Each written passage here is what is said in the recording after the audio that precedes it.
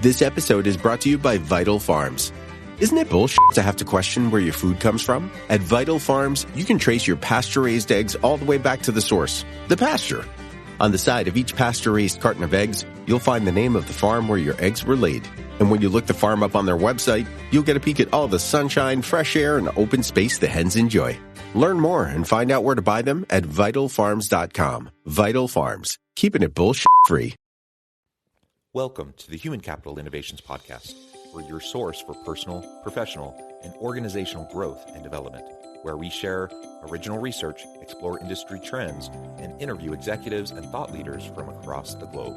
We hope you join us often for practitioner-oriented content around all things related to leadership, HR, talent management, organizational development, and change management. Maximize your personal and organizational potential with Human Capital Innovations Podcast.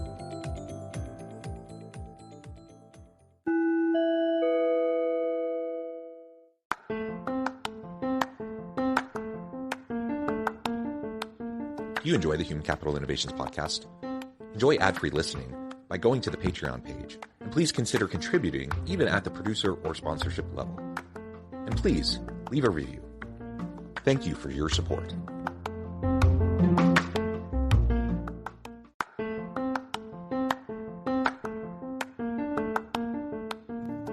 Welcome to the Human Capital Innovations Podcast. In this HCI podcast episode, I talk with Kevin Kepple about impactful executive coaching.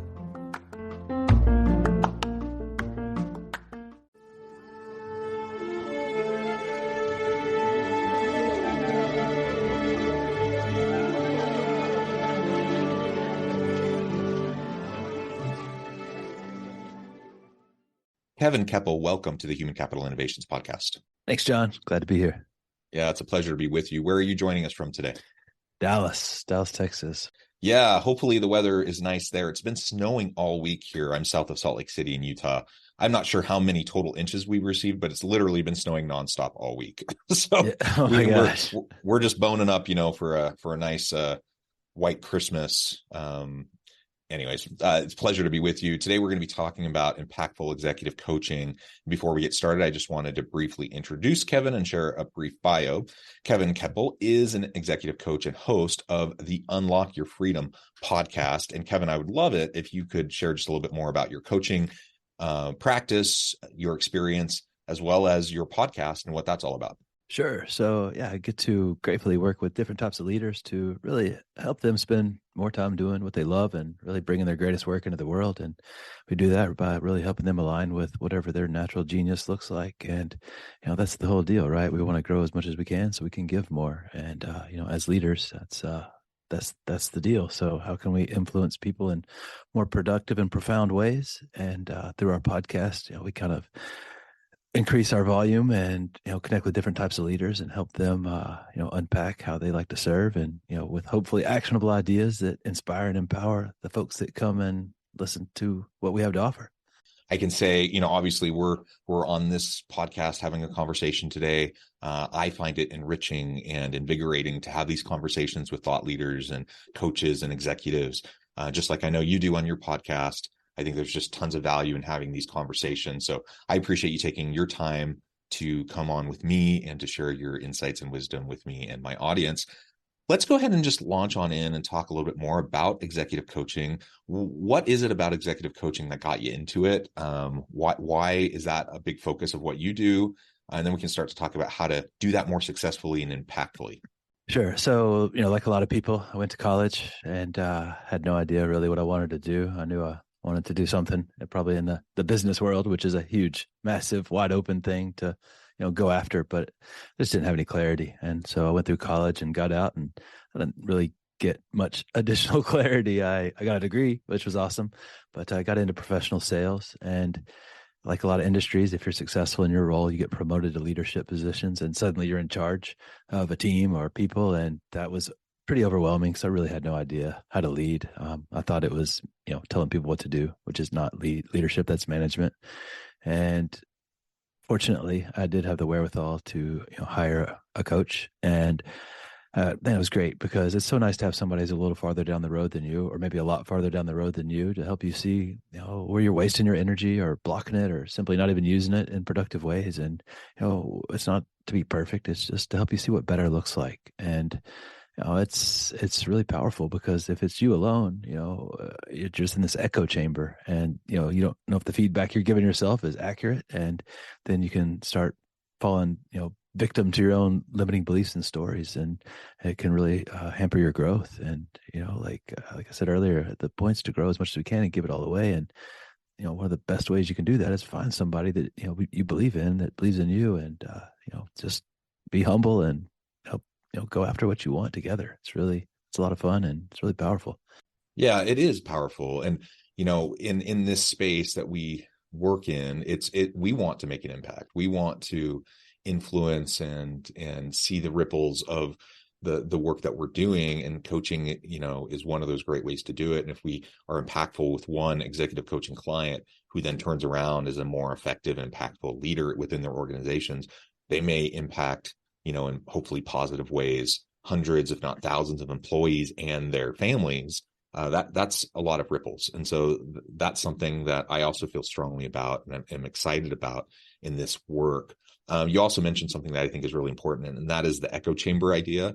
I think all human beings fall into that trap. We all have our own biases. We all have our own baggage and assumptions and mental models, the way we make sense of the world. And because of that, it's just very, very easy to slip into kind of this mindset of, if you think a certain way, that's what everyone else thinks. If you've always done it a certain way, that's the way you should continue to do it. To have a perception of yourself that may be completely out of whack with how other people perceive you and those interactions that you have with them.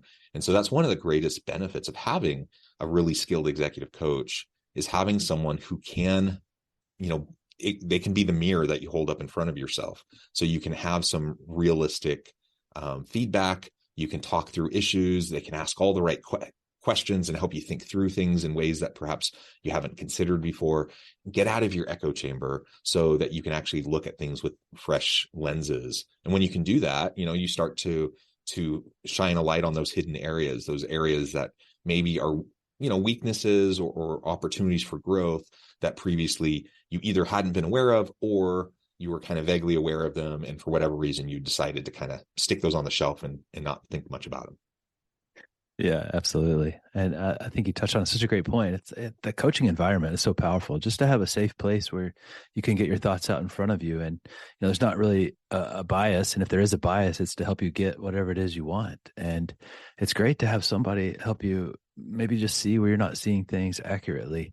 And so often we make these judgments of ourselves, or judgments of situations or people, and whatever you judge, like, that's the end of your understanding, because then you're like working to prove this judgment right. And if it's some belief that limits your behavior, then that's gonna harness you and keep you in this like static position, and you continue kind of defending the fort of that belief instead of progressing and evolving to new levels of you. And there's no stay the same in this world. If you're stuck with limiting beliefs, you're actually regressing, because the world's still revolving around you, just not probably in the way you want it to revolve around you. And so I think just having humility is such a massive superpower. And, humility to me is, seeing the good and the value in other people and in their ideas.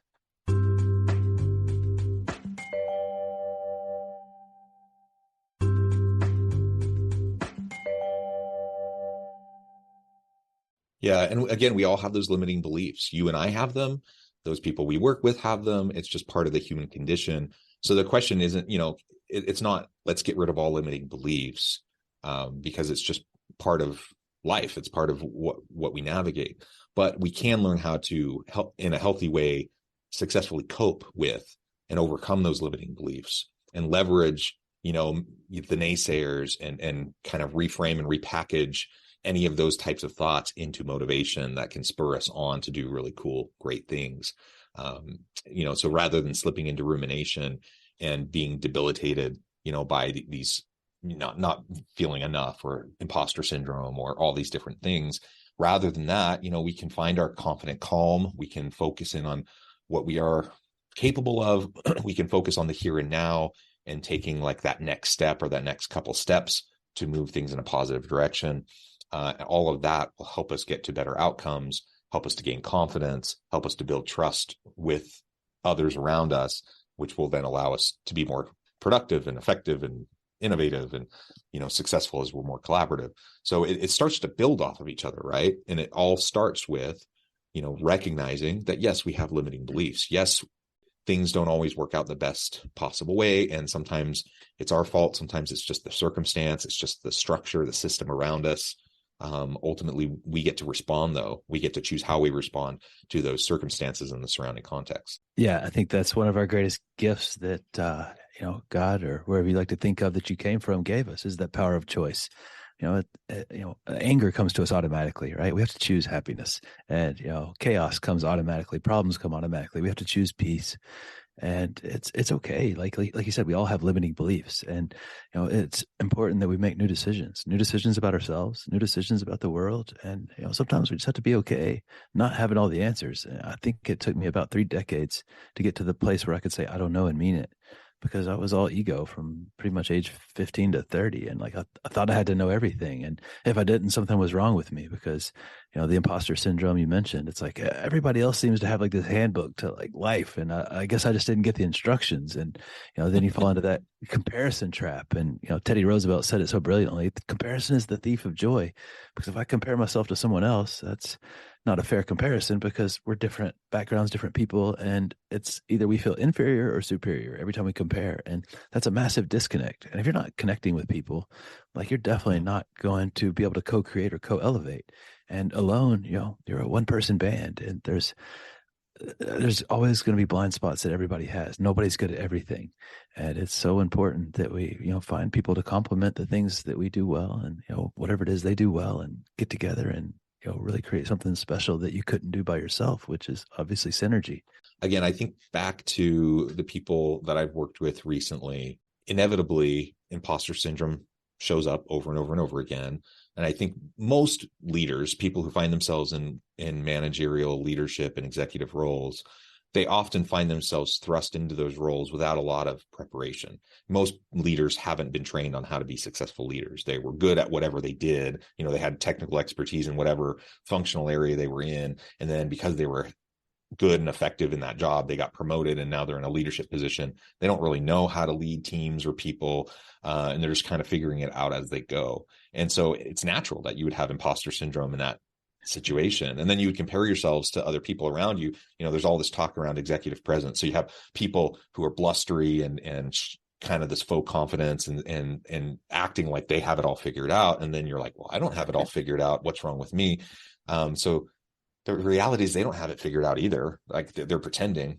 Right. And, it's one thing to develop some internal locus of control and some confidence. I think that's important. But, faux confidence doesn't really mean much of anything, and most people can see through that. So if you find yourself in a new leadership role and you're struggling to get your footing, and you feel that imposter syndrome, sometimes people will refer to, fake it till you make it. Now, I'm not a fan of that term. Particularly, it just seems inauthentic to me, to fake it till you make it.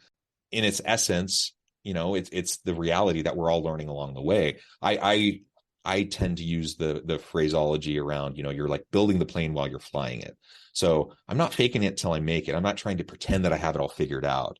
I'm very upfront with my people, saying, you know what, I'm new to this. I'm getting to know you. I'm getting to know the processes, the systems. I'm getting to know this new role. Together, we're going to do something great, but we're going to have to figure it out together. We're building the plane while we're flying it. There's going to be, good forward movement, but there's going to be times where we're going to have setbacks. We're going to iterate. We're going to learn from mistakes. We're going to grow. That's in my mind, a very different framing. And it's one most people can get behind. Most people recognize that the leader doesn't have it all figured out, that they don't have all the answers. They appreciate them being straightforward with them, and they appreciate being included in the process of the growth of the team. And that's really authentic too. And that's a pretty important leadership trait, being authentic. It's like, hey, I don't have all the answers. And, leadership is influence, according to John Maxwell, the godfather of leadership. And I agree with that. And I think that influence has kind of an equation that you have to work. And as a new leader, I know I try to work it backwards. I try to start with vision. I'm like, hey, here's where we're going. Let's go get it. And it was great as long as I was there telling people what to do. But as soon as I went away, the vision wasn't being manifested. And so it starts with trust. And when you're authentic, that's a great way to build trust. Because if I trust the leader, that means I feel safe. And if I feel safe, that means I'll go into the unknown. And that's the only place I'm going to create something new is in the unknown. And when I trust you, the leader, I also feel, connected to you. And when I feel connected to you and your vision, that's when we get to co-create and co-elevate. And I think it's really, coaching or leadership, it's really important that the focus is, transformation. Obviously, you're here and you want to go here. And, with coaching, there's lots of different types of coaches, right? There's people who do like tactic specific. It's kind of like level 1 coaching. It's like, hey, I want to maybe, this specific area I want to get better at. Maybe I just want to be better at communicating with people. Maybe I'd be a better listener. It's like, okay, cool. Stop talking so much. Just ask good questions and actually listen. Or maybe it's, a whole specific area. It's kind of level 2. I want to be better, with relationships and a professional setting. And then level 3 is like what we're looking for. That's transformational coaching, which is like where you help people create, deep insights about themselves and about life so that they fundamentally shift the way they do things. And as a leader, you can really create transformational leadership. And it's so simple. It's, helping people understand where you want to go, but trusting them to use their unique gifts and abilities to get there. And, whatever plan they bring you, you can make it better, sure. But if you tell them, hey, do it this way, then what's the point in hiring brilliant people or talented people? And, Steve Jobs had that great quote when he was at Apple the second time. He's like, hey, we don't hire smart people so we can tell them what to do. We hire smart people so they can tell us what to do. And, the goal is to inspire and empower, right? Because if I inspire you, I stimulate you to action and motivate you, and then empower, give you the tools and the knowledge of what to do with that stimulation. And it's so simple, but it's not always easy. And that takes a different level of maturity and personal security, personal like centeredness, and to be able to acknowledge, that you're bringing the team around you to leverage their expertise. You are not the end all be all. You are not, as the leader, the expert. They are the experts that you're leveraging, right? And it's kind of the old model, the old school approach to leadership, where you have, the boss, the manager, the executive, who kind of pulls all the strings and kind of almost manipulates and uses carrots and sticks and levers to get people to do what they want them to do. That command control model, that more kind of top down, authoritative kind of a model to leadership, just doesn't work in the modern world of work. I mean, there are particular circumstances where that kind of approach can be effective in the short term, but as a general approach in the knowledge economy, it's not an effective approach. And if you make it all about you as the leader and everything has to funnel through you because you're the expert, you're the one that knows, there's no possible way that you know everything. So if you try to do that, people are just going to see through it a mile away, and they're going to think you're an arrogant prick, and you're not going to get the best out of your team, and you're going to be a bottleneck and blah, blah, blah. If you can't acknowledge that you're hiring the best people who probably are better than you in technical areas, if you can't do that, if you're not secure enough in yourself and with your leadership style and approach to be able to do that, you're going to end up hiring subpar people, having a subpar team. Everything's going to funnel through you. Your team isn't going to perform well. You're going to look bad as a leader. So ironically, the best way to be successful as a leader and to look amazing and accomplish really great things with your team is to have some more intellectual humility, to lean into their potential and expertise and support them and develop them. And when you do that, then the sky's the limit in what you can achieve.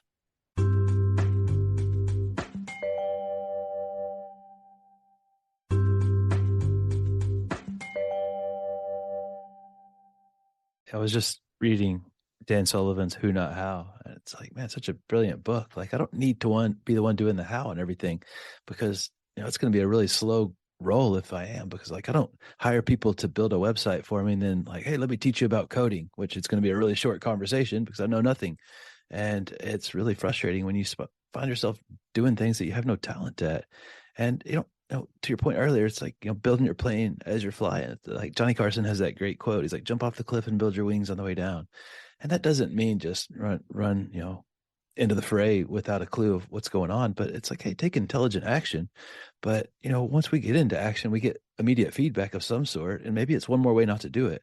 But if I'm just, constantly telling people what to do and creating these expectations, that's really dangerous, because if I have expectations of myself or other people, like, I don't really leave you an opportunity to win, because if you do what I expected, that's what I expected. And if you don't, you failed me. And I'm like, man, that's really a hard way to move through life, because you kind of create this fear-based culture.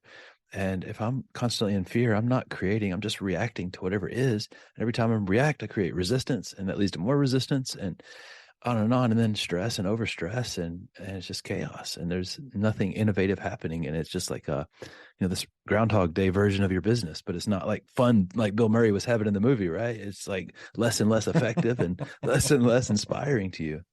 Well, remember in the movie, he had days where it was fun, but he also had like depressive episodes, and he had like, It got dark. like he had the whole swing, right? And Yeah. that's the reality when you're in a Groundhog Day kind of a scenario. Like it's just not a sustainable thing. Like people have to wake up invigorated, ready to go to work and do cool things, working with great people. And if you as a leader can't create that kind of an inclusive environment of belonging where people feel like they can bring their whole authentic self to the work, and that they can do what they do best each and every day, if you're not creating that kind of an environment, then people just naturally over time will burn out. And it could be that overall the organization's a good organization, overall the team's a good team, overall you're a good boss. But if it becomes stagnant, that's the kiss of death. Not only will you no longer be innovating in a way to add value to the market to help you maintain your competitive advantage, to continue to exist as an organization, but people just won't be engaged. They won't be invested as much. They'll start to go through the psychological withdrawal or the quiet quitting. They'll start to be looking for other opportunities that will excite them. And so let's just focus on creating that within our teams. And there are so many different ways you can get coached. So when we talk about executive coaching, like you mentioned, it includes a whole lot of things. Ultimately, one of the greatest benefits, I think, is for anyone listening, anyone who's in any sort of leadership capacity, to take some time to do some self-reflection, consider where your strengths lie, where some of your weaker areas are, maybe some of the gaps that might exist in how you approach and deal with your team and in your interactions with other people, and how you perform your job. And then reach out and have some initial conversations with some coaches. I'm of the belief that pretty much everyone could benefit from having a good executive coach, just like most people can benefit from having a good therapist. Most people will benefit, just having those external people that you can run things by, you can get input back from. Like, that is just super, super valuable in the super messy, complex world that we live in. So if we want to continue to put our best foot forward, to lead effective teams where we help our people to put their best foot forward, then I think coaching is a really great way to go about gaining that self-awareness that you talked about earlier. Yeah, absolutely. I mean, that's what, the power of coaching is. It's somebody who tells you not what you want to hear, but what you need to hear to get where you want to go. And, if you're a professional, look at any professional athlete, they have a coach. If you were watching, an NFL football game, there was no coaches on the sideline, that would be wild. Or, if Roger Federer didn't have a coach, that would be odd. Right. And if you want to be a high level professional, you got to treat yourself like a professional. And it's like so simple. If I want to be above average, I got to do things that are above average. And, average players don't have coaches because, they're okay with the status quo.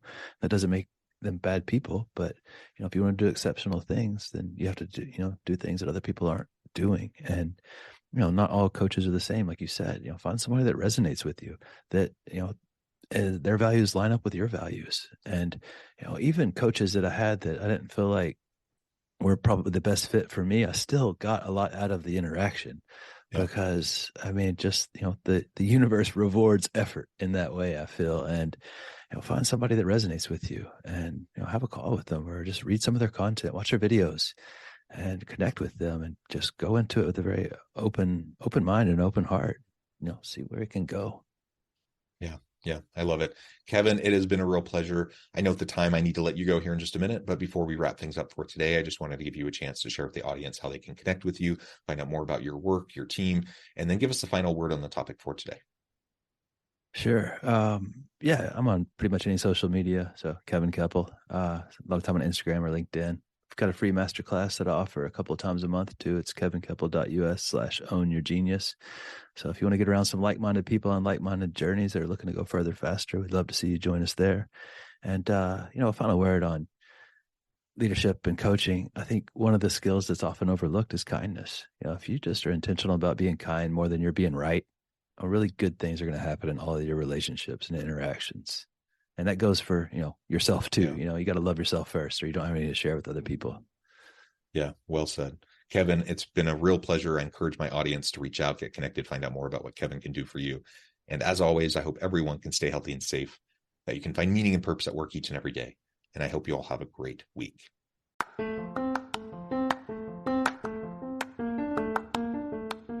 you enjoy the Human Capital Innovations podcast? Enjoy ad-free listening by going to the Patreon page. And please consider contributing even at the producer or sponsorship level. And please leave a review. Thank you for your support.